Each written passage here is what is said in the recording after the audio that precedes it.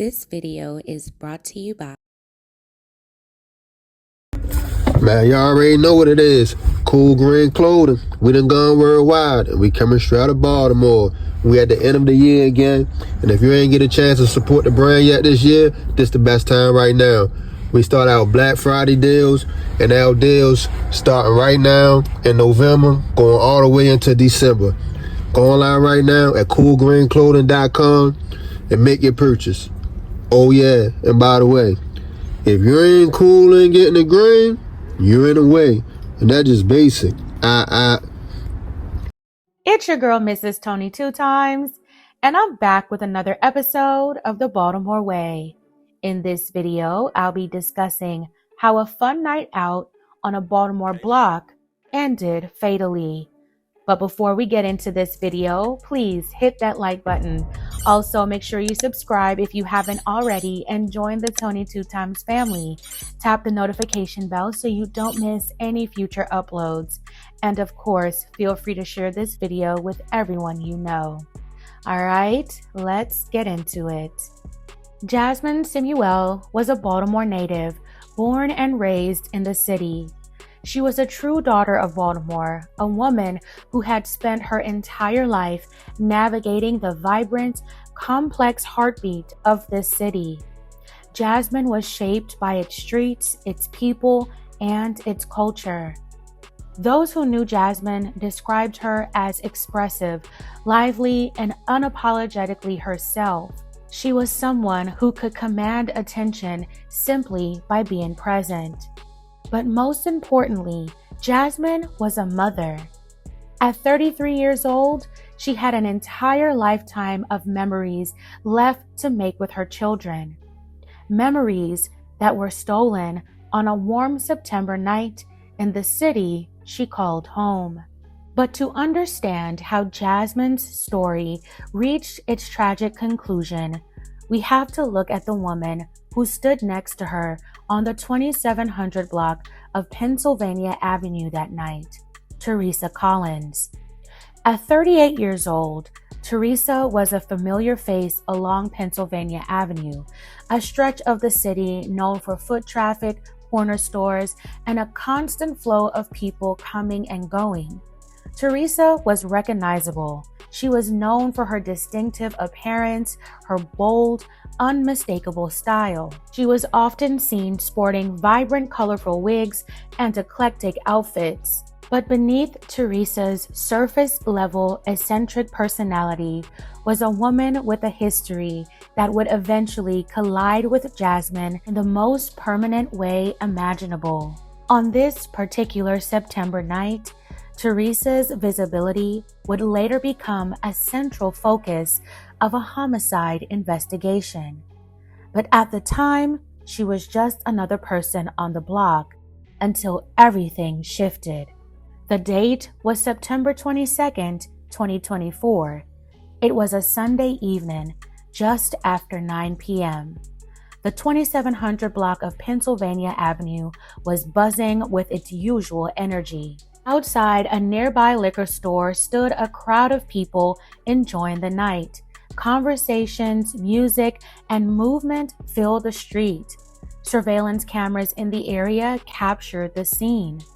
Jasmine Samuel was there, caught on video dancing, seemingly enjoying the rhythm of the night. In the same frame, Teresa Collins was standing next to Jasmine as she danced.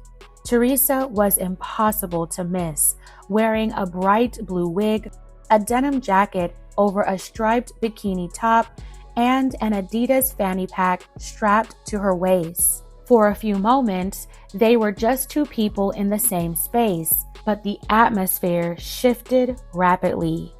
Investigators later revealed that an altercation broke out between the two women. While the exact words exchanged remain lost to the wind, the tension was visible on the surveillance footage. Teresa was allegedly seen adjusting an object in her possession. Tensions escalated to a point of no return when Teresa was allegedly seen removing the object from her fanny pack, an object that would change everything.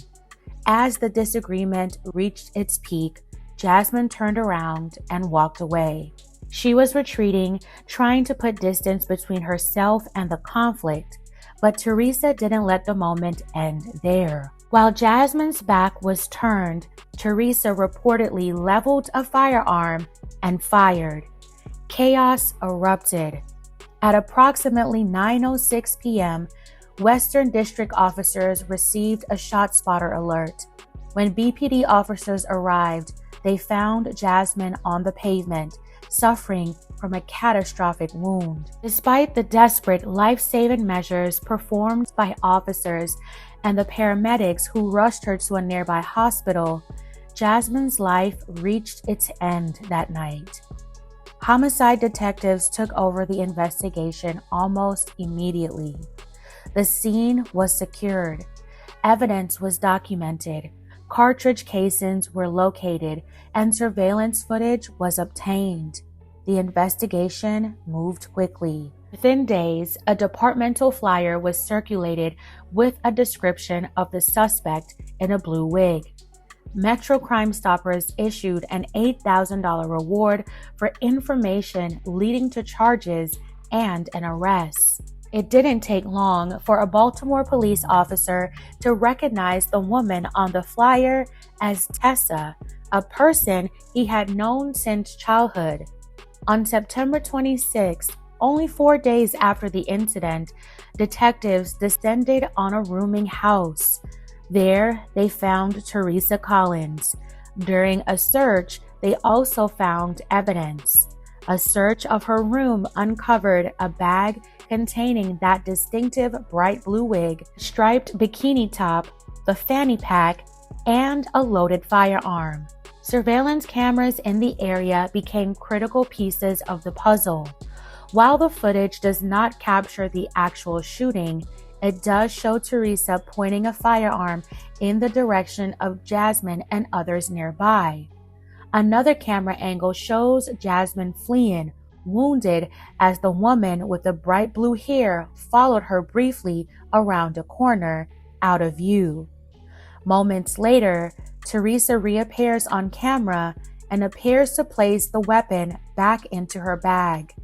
The evidence was overwhelming. Teresa was taken to the Central Booking Intake Facility and held without bail. By the time February 2025 rolled around, the legal battle began. The prosecution offered Teresa a plea deal, 25 years behind bars, with the first 5 years without eligibility for parole. In a move that surprised some in the courtroom, Teresa rejected the offer, choosing instead to take her chances with a jury. Her defense later stated that Teresa had not been made aware of the offer prior to the hearing. If convicted, she faced the possibility of a life sentence. Teresa's trial was initially scheduled for July 23, 2025, but was postponed due to a change in defense counsel.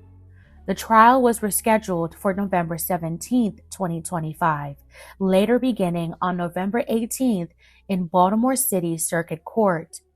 During opening statements, prosecutors presented surveillance footage, phone data, and physical evidence tying Teresa to the scene. Teresa's new attorney argued that the evidence was purely circumstantial. They pointed out that while the video showed the before and after, it didn't capture the exact moment the trigger was pulled. However, the prosecution brought a mountain of evidence that was hard to ignore. They didn't just have the video, they had cell site data.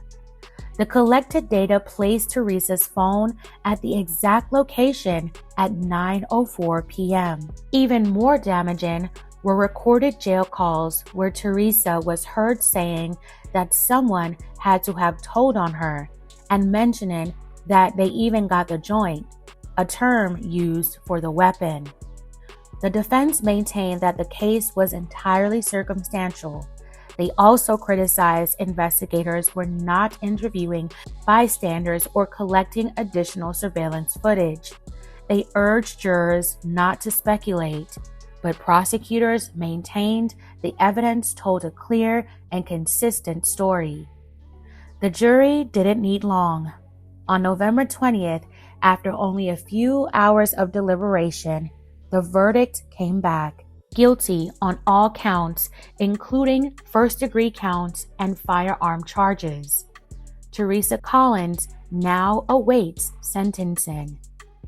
May Jasmine Samuel continue to rest in peace.